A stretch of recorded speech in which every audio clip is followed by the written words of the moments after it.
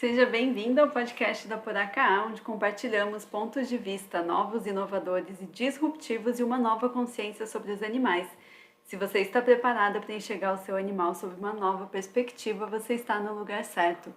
A gente fala tanto nas nossas redes sociais, vídeos, todo o conteúdo que a gente compartilha aqui no podcast sobre o que fazer em tantas situações, que hoje a gente resolveu falar sobre o que não fazer, que é igualmente importante, é um tema que a gente acaba até abordando menos do que a gente gostaria, talvez, nas redes sociais, também porque a gente gosta de trazer com mais profundidade, né, para não ter más interpretações ou deixar pela metade, e saber o que fazer e saber o que não fazer, eu acho que é importante na mesma proporção, né? Com certeza, e falando desse processo de adestramento, né, da gente querer ensinar as coisas para um animal que vem viver na nossa casa, é muito importante a gente conhecer muitos pontos sobre o que não fazer, justamente porque a gente não vai ter um feedback de volta. Às vezes a gente contrata um adestrador, tem pessoas que mandam o cão para algum lugar para ele ser treinado, né, e delegam isso para alguém. E a gente nunca acaba tendo o real feedback do aluno, né? A gente saber realmente o que o cão, o que o animal está sentindo e o que ele está achando de tudo isso. E essa consciência precisa vir realmente do ser humano ali, que é responsável pelas tomadas de decisão na vida dele. Então, muito do que a gente está querendo trazer aqui hoje não é um julgamento de dizer que existe só um lado ruim da coisa, coisas erradas são feitas. Ou que as pessoas que trabalham assim são ruins, né? Ou mal intencionadas, mas a gente precisa mostrar aqui alguns pontos que a gente já conviveu, já viu acontecer, e a gente precisa alertar uma pessoa que às vezes está entrando nesse mundo do adestramento ou de pedir ajuda em relação ao comportamento do seu pet pela primeira vez. É marujo de primeira viagem e não tem muitos parâmetros para avaliar se isso efetivamente é bom para o caso dela, se realmente vai ajudar o animal dela. Isso, é mais sobre o nosso ponto de vista, né? Sobre como ajudar o seu animal da melhor forma possível. Nossa intenção é sempre o melhor para eles, né? Como o Guilherme falou, eles não podem falar por eles mesmos, então a gente acaba fazendo esse papel. E até, para começar, a gente tem uma grande dificuldade, porque na nossa língua ainda não surgiu uma palavra tão boa que transmita o que vocês vão entender para substituir a palavra adestramento. A gente tenta evitar ao máximo falar disso, a gente não fala que a gente faz adestramento, que as pessoas devem adestrar os animais. Primeiro porque já remete a um monte de rótulos e coisas que talvez fala adestramento já te vem um monte de coisa e o nosso trabalho é um pouco diferente. E segundo, porque a origem da palavra adestramento, a gente foi ver assim, é muito ruim perto do que a gente gostaria para os animais. Talvez você também se identifique e também não goste, eu espero, que diz respeito a você endireitar um animal, ensinar, disciplinar, fazer obedecer. O grande resumo da palavra adestramento é endireitar através da disciplina e do treino. É algo tão pesado para mim, tá torto, no sentido, né? É como se você precisasse arrumar algo muito ruim, enfim. E os animais são como eles são animais e a gente precisa, na verdade, só ajudar eles a conviverem na nossa sociedade, na nossa rotina, nas regras que a gente está instituindo para nossa convivência da melhor forma possível, né? A gente tem que ajudar eles e não querer endireitar nem eles nem ninguém, né? Talvez. É um termo meio estranho e talvez tenha também um pouco de fundamento de quando os homens capturam animais selvagens e esse animal precisa se enquadrar ali no cativeiro, no contexto que eles colocam esse animal para viver. Então, o adestramento vem muito da doma, né? De domar o instinto natural do animal, reprimir o animal que existe ali dentro, para fazer, como que é o termo aí, que ele se endireitar através da disciplina. Então ele é, vamos fazer uma analogia com formas aqui, os animais são circulares e a nossa casa é quadrada, e aí alguma coisa que a gente faz através do adestramento faz esse objeto circular se tornar quadrado. Isso. Ele caber no molde da nossa casa. Ao invés dele só fazer parte exato, ali, né? Continuar Redondo, porém cabendo na forma quadrada. Talvez com alguma mais oval, não tão redondo. Mas enfim, eu gostaria de propor que a gente passasse a enxergar esse processo, né? Então não vamos mais adestrar os animais, a gente precisa submetê-los a um processo educacional, né? Um processo de aprendizados para conviver em paz e harmonia, ter qualidade de vida tanto para eles quanto para a gente também, porque muitas das práticas usuais de adestramento colocam os tutores também numa posição complicada, de às vezes se sentirem obrigados a tomar algumas atitudes que nem são legais para eles, eles precisam ser duros com os animais porque eles ouviram essa recomendação. Então, a partir do momento que não está bom para alguma das partes, não está bom para todo mundo e a gente precisa reavaliar mesmo e parar de tratar esse trabalho comportamental como algo onde a gente só submete um animal a fazer o que a gente deseja, e sim que a gente passe por um processo de todos os envolvidos, todo mundo, seja humano, sejam animais, que eles se adequem, né, e consigam propor condutas, propor hábitos e rotinas onde todo mundo consiga viver em harmonia. Isso. Então, a primeira forma como não adestrar seu animal é tentar não pensar em adestrar. Pensar em estabelecer uma comunicação, uma conexão, um vínculo, em direcionamento, em manejo, em você conseguir reforçar coisas legais, ajudar ele a se sentir melhor, enfim, é algo muito mais complexo que, como eu falei, eu acho que não existe uma só palavra, mas pensa que sempre que é uma via de mão dupla, né? Não é só ele ali tendo que aprender tudo, fazer tudo, né, do jeito certo, só ele. É sempre duas pessoas, né? Você e ele, dois seres ali aprendendo a conviver juntos e cedendo, ensinando, aprendendo um com o outro. Isso. Agora, um grande conselho para quem precisa passar por isso, para quem quer adestrar desse jeito que a gente está falando, não adestrar desse jeito antigo, que a gente não gosta, mas é um olhar para você entender mesmo o serviço de alguém que você contrata, ou até a maneira como que você está fazendo as coisas, caso você tenha estudado um pouquinho e está praticando, está treinando o seu cão por conta própria, evitar ao máximo que você caia no adestramento padrão. E aqui eu não estou falando sobre técnica de defender o lado A, o lado B, quem faz assim, quem faz assado. O que é o adestramento padrão que eu quero dizer? É um adestramento que acontece só nos mesmos horários, numa mesma dinâmica, com as mesmas pessoas, numas mesmas situações, repete os mesmos comandinhos em todas as aulas, até numa mesma sequência esses mesmos comandos. Então, adestramentos assim, eles acabam virando mera repetição e nada, né, ou quase nada exercita realmente a habilidade do cão colocar em prática as coisas que ele aprendeu nas situações do dia a dia da família. Então, esse, para mim, é um dos piores trabalhos, e não estou falando, de novo, não estou falando sobre técnica, mas é que realmente rapidamente deixa de ser um desafio cognitivo, um aprendizado muito elaborado, e passa a ser só um momento de recreação. E aí eu nem vejo isso como uma aula onde o cão aprende alguma coisa. Ele só tem uma situação divertida ali com alguém que ele provavelmente gosta, tal. E eu sugeriria ao máximo que você fugisse de submeter o seu animal a essa padronização das coisas saírem sempre iguais. Todo aprendizado ele tem que passar por essa fase padrão, no sentido de começar do jeito mais fácil, com a menor quantidade de distrações possível. Então, fazendo um paralelo, seria como você aprendendo a dirigir. Você começa num lugar totalmente tranquilo, sem nada, sem ninguém, do básico, e repetindo isso várias vezes até que você vá para a rua, que é a situação real.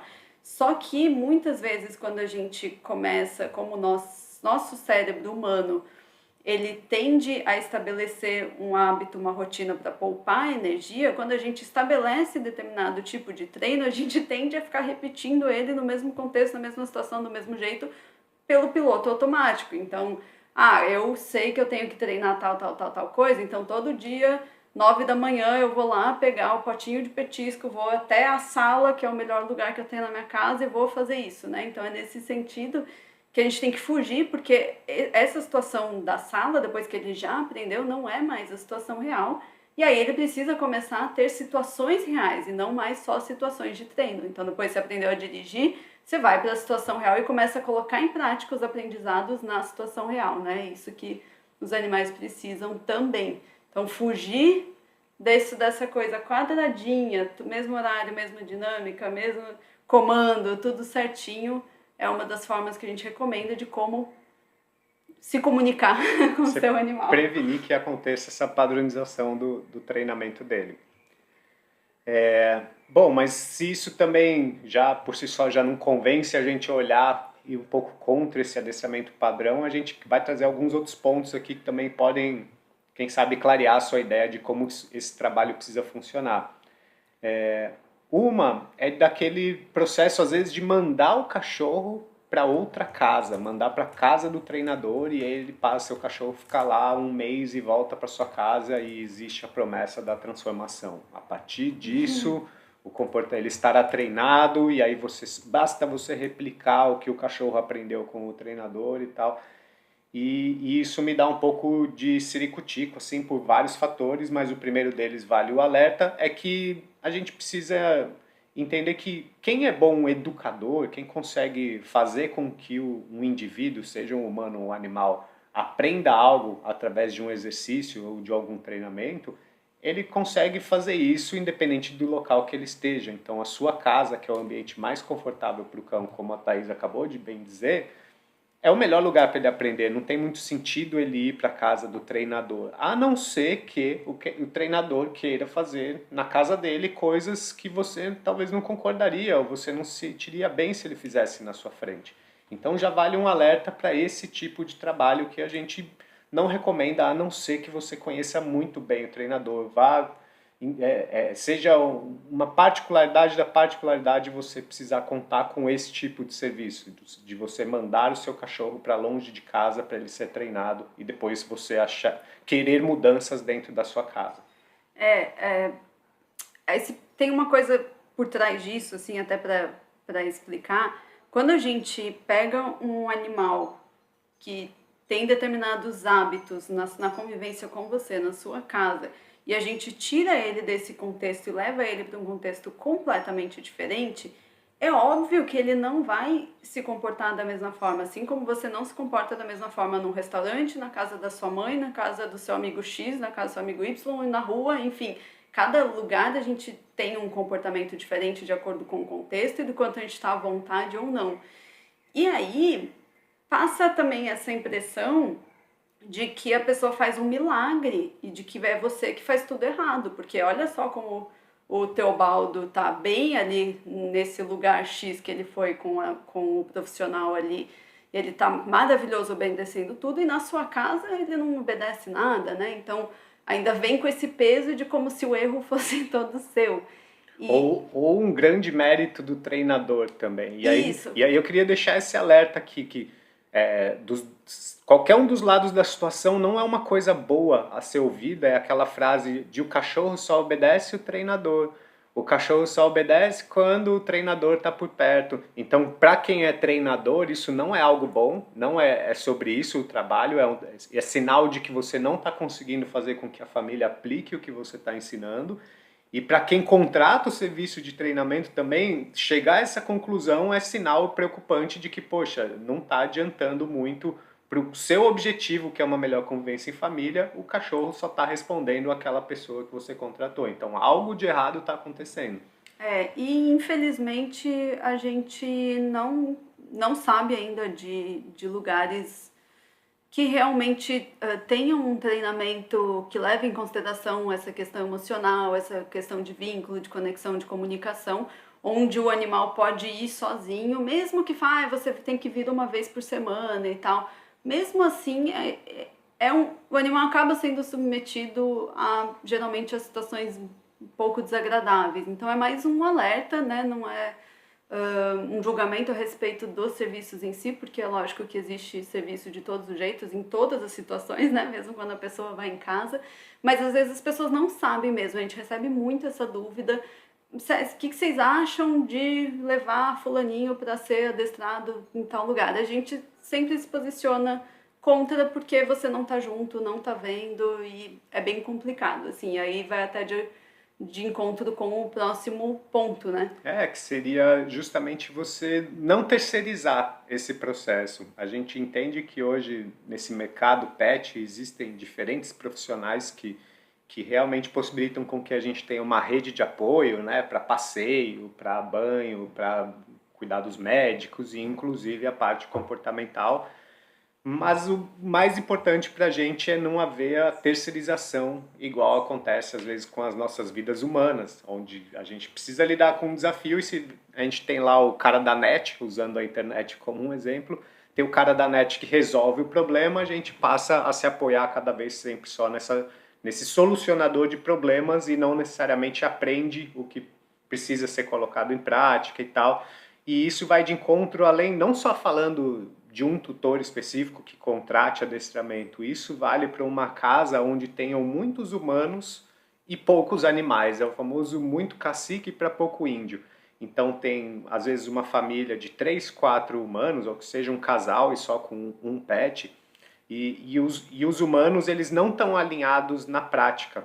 Então, uma das pessoas acaba por terceirizar o outro, o companheiro ou a companheira, a acompanhar o adestramento, por exemplo, a se envolver mais nas atividades dos animais. Pela minha experiência, acaba sempre sobrando para as mulheres, preciso concordar com isso.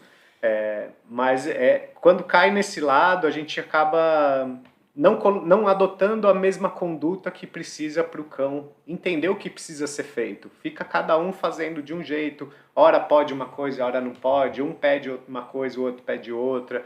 Então essa divergência de informações na cabeça do cachorro que está ali no meio desse fogo cruzado de opiniões e de condutas acaba às vezes saindo mais confusa do que ele entendendo o que precisa ser feito.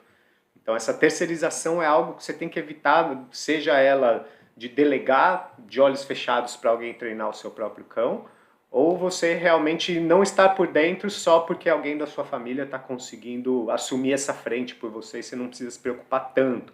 Concordo que é legal a gente dividir as tarefas do lar e cada um assume frentes diferentes, mas vocês precisam estar todo mundo da mesma casa e a família inteira alinhada em como que precisa conduzir mesmo para dar continuidade a esse trabalho que está sendo feito com o animal. E até acontece, também a gente ouve muito isso, né? Falar, comigo ele é de um jeito e com o meu companheiro, minha companheira, ele é diferente, ele faz ou não faz tal coisa.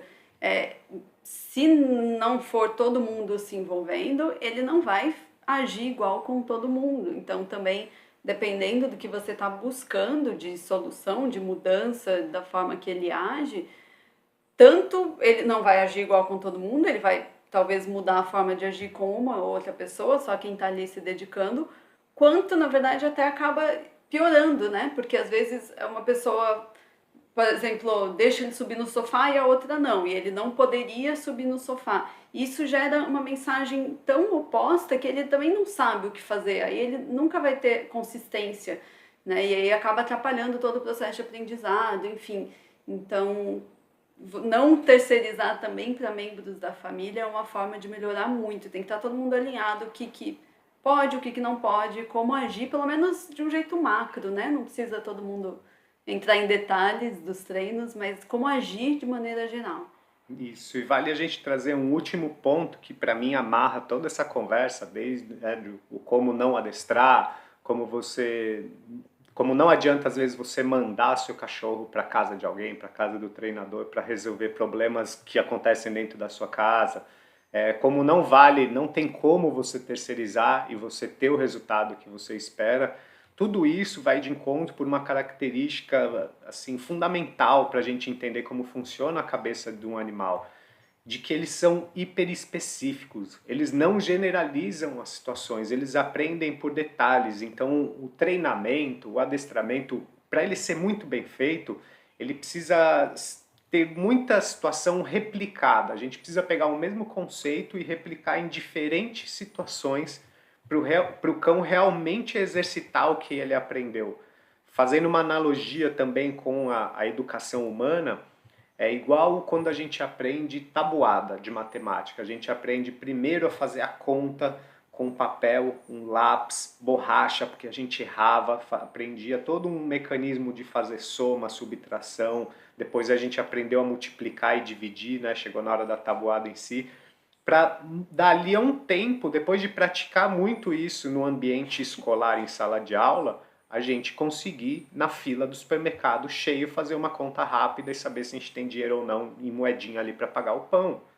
Sabe? Então, até esse aprendizado ser replicado numa situação onde a gente está estressado, no ambiente movimentado, a gente tendo ou não dinheiro, e a gente mesmo assim conseguir fazer essa conta matemática, ela precisou ser aplicada aos poucos em situações cada vez mais estimulantes.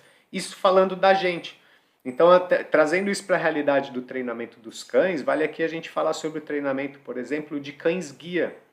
Que os cães-guia, eles precisam saber muito bem se eles podem ou não atravessar uma rua, onde é o local correto de atravessar uma rua com a pessoa que eles estão guiando. Então, são detalhes que a gente não para pensar que podem fazer toda a diferença no treinamento de um cão. Por exemplo, existem esquinas que ela tem aquela rampa de acessibilidade. Existem esquinas que é um degrau. Como que a gente vai ensinar para o cão que ele não pode descer um degrau se ele estiver fora da esquina, por exemplo? Que aí ele estaria no meio da rua, no meio da avenida, e na esquina que tem degrau ele pode, ele não pode, ou ele poderia só na esquina que tem rampa. Ou, por exemplo, aonde fica um semáforo. Às vezes o cão tem que ficar de olho num semáforo que é pendurado no alto, no meio da rua, e ele tem que prestar atenção naquilo. Outros semáforos, eles são na frente dele, do outro lado da rua, posicionado na lateral, ali em cima da outra calçada. Então, para eles, não são semáforos. Se eles fossem dar um nome, talvez o do meio da rua teria um nome, o do outro lado teria outro. E é isso que a gente precisa replicar muito, o treinamento em várias situações. Os animais são hiper específicos. Então, esse, para mim, é o olhar assim que a gente realmente precisa ter no momento de entender se o treinamento está sendo bem feito ou não, se está chegando onde você gostaria ou não. E aí, juntando com o tema do nosso episódio aqui, quando não tem esse exercício de colocar em prática aprendizados em diferentes situações, eu não vejo isso como um adestramento muito legal. Poderia estar sendo feito de uma maneira mais produtiva e até às vezes mais prazerosa para você e para o seu animal. A gente sempre procura ao máximo trazer, como né, a gente comentou ali da situação do carro ou da matemática, mas trazer um aprendizado para uma situação da vida, né? Eu acho que é o mais importante, resumindo tudo que a gente falou, sair ou do terceirizar, ou de tirar ele da situação, ou de fazer só coisas muito específicas e não ir trazendo esses aprendizados para o que é realmente a dificuldade que você está passando ou para o que você gostaria de viver com o seu animal e não está conseguindo por algum problema, né? Então, começar a pegar isso e aplicar na rotina de uma maneira mais natural, né? Mais fluida e não só nessas horas específicas, não só com o fulano e não só com uma pessoa da casa, enfim. É isso, e eu queria deixar até aqui uma luz no fim do túnel. Se você está ouvindo a gente aqui e é do caso que já contratou um adestrador, seu cachorro aprendeu várias coisinhas legais, assim, os comandos acabam sendo um momento de diversão entre vocês, mas é difícil, por exemplo, um passeio, levar ele no parque. Se tem situações da sua vida que são limitadas por ele não conseguir lidar com essas situações, existe um caminho, que é o que a gente tanto fala de focar na inteligência emocional, e aí eu convido, vou deixar até o link aqui na descrição desse episódio, para você conhecer que existe um caminho de treinamento diferente de tudo isso que a maioria das pessoas está dizendo por aí, de ensinar as coisas, o place, enfim, você não viu a cara da Thaís aqui quando eu falei place, porque a gente pode fazer um episódio inteiro sobre isso, se você quiser, deixa aqui nos comentários, porque são treinos que pouco ajudam, né, de verdade, assim, no dia a dia. E existem sim treinamentos e exercícios, é o que a gente propõe na inteligência emocional, de você conseguir replicar em situações reais da sua rotina, aos pouquinhos, até que você consiga passar pelas situações mais desafiadoras. Não precisando enxergar a educação dessa maneira de doutrinar, como que é? Desentortar, que a gente falou, fazer caber dentro de um espaço, sei lá qual que é a conotação sobre essa palavra horrível que é adestramento. E tudo que a gente falou aqui também pode ser uma luz, que talvez pode ter caído alguma ficha aí do porquê que algo que você tem tentado, que você já tentou, que você já fez, porquê que talvez não tenha funcionado da maneira que você esperava. E aí não é sobre você ou a pessoa que estava com você, o profissional, ter feito algo de errado. Para mim o principal é lembrar disso, e não é nossa, que coisa super errada, né? Ele errou, eu errei, não é sobre isso, é sobre a forma que os animais aprendem mesmo, sobre neurofisiologia, sobre a gente entender como que funciona o comportamento e saber tirar o melhor desses momentos, desse investimento de tempo e de dinheiro para que funcione da maneira que você espera. E aí, tudo que pode ter sido feito até agora funcionou para outras coisas, teve outros benefícios, eu espero, mas você ter essa consciência agora, né, de onde que estava a falha, do porquê que você não chegou no resultado que você gostaria, a partir de agora você pode começar a fazer diferente, né, entender o que desses pontos aí, o que pode mudar para você chegar onde você quer. E é isso, esse fazer diferente, para mim, é o que faz total diferença no resultado final. E até deixando... Se você quer resultados diferentes, você tem que fazer algo diferente. E aí, até como um conselho final, assim, eu digo que a melhor postura que a gente pode adotar, né, como um tutor passando por isso, é realmente de se envolver e enxergar tudo isso como uma oportunidade da gente aprender algo novo, da gente estreitar nossa relação com o nosso animal, né, e fazer com que as coisas funcionem melhor. Então, super recomendo que você estude um pouquinho, não precisa virar adestrador profissional, especialista no assunto, mas pelo menos para você saber o que está fazendo, o que está sendo feito ali na hora, você também aprender um pouquinho, você questionar, faça perguntas mesmo. Saber o que fazer depois quando estiver sozinho, pede para praticar. Às vezes, quem gosta de treinar animais, como a gente, como outros treinadores, talvez que você tenha conhecido, eles ficam empolgados ali interagindo com o cão e esquecem, às vezes, de te chamar para participar e replicar algumas vezes, mas isso é importantíssimo. Então, se você não está enxergando muita oportunidade, fala que você quer colocar a mão na massa, que você quer praticar também, porque muitas vezes a gente só aprende realmente na prática, não só olhando, né, ou só ouvindo falar de como se faz. Então, você fazendo isso, você vai conseguir se sentir melhor, mais empoderado de que você também mais confiante, consegue ter aquele resultado com o animal, e também vai ajudar o que a gente falou de você instruir as outras pessoas que moram na sua casa ou que venham se relacionar com o seu animal de como que elas precisam fazer também para você nunca mais se sentir inseguro quando o treinador não estiver por perto. Exatamente. Além de, para mim, o mais legal de tudo isso é estreitar esse vínculo, essa conexão entre você e o seu animal, que no fundo é o que todo mundo quer, né? Aquele cachorro lesse, rintintim, que tem essa conexão incondicional com a gente. E é através dessa prática diária de vocês irem criando essa comunicação, essa conexão, e não um adestramento do jeito que veio a palavra aí. Fazer caber, sei lá onde. Não, vamos parar com isso. Então, se você gostou desse episódio, como uma troca pra gente, compartilha ele com alguém, deixa 5 estrelas aqui na avaliação para que ele chegue a mais pessoas. Compartilha pra gente ajudar nessa corrente do bem aí de uma nova consciência com os animais. Segue a gente, se você ainda não segue, lá no @poraka para ter mais informações, mais consciência ainda sobre tudo isso. E obrigada hoje por ter escolhido nos ouvir e expandir a sua consciência sobre o seu animal.